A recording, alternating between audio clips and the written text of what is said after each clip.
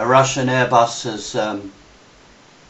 has crashed on its way from Sharm el-Sheikh to Russia, and as usual people are speculating as to what happened. Obviously it's possible that it was simply an accident. I mean, planes do crash from time to time, but bearing in mind the location of this incident and the fact that Russia is currently involved in anti-terrorist operations in Syria, this could be a way of teaching Russia a lesson.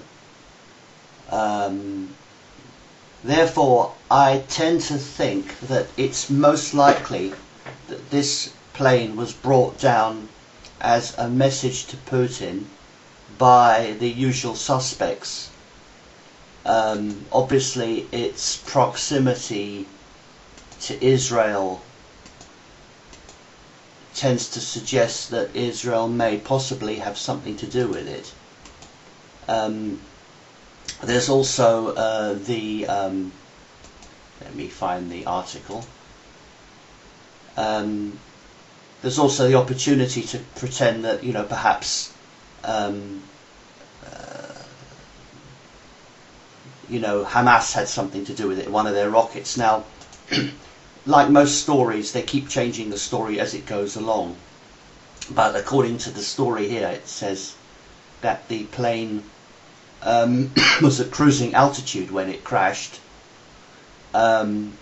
which seems somewhat unlikely because apparently it crashed south of El Arish, which I've actually been to. El Arish is on the coast near Gaza, and if that had been the case, the distance between Sharm el-Sheikh, I'm not sure. I know planes can gain altitude fairly quickly. I mean, I'd have to do a calculation on that. Whether or not the plane was at cruising altitude, I'm not sure.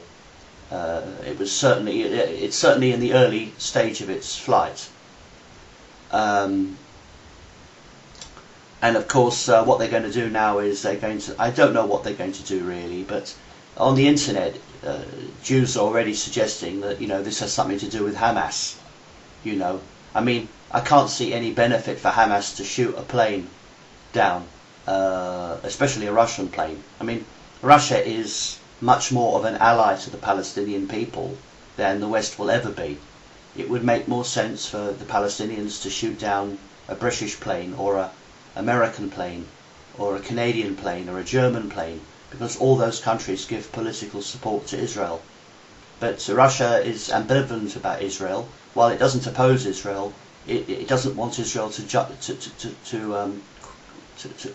decide its foreign policy, which is what we have in the UK. I mean, the UK Foreign Office is basically just a overseas branch of Israel.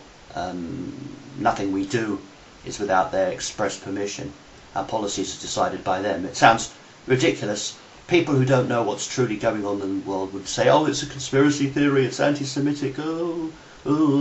But actually that's accurate summary of the world we live in.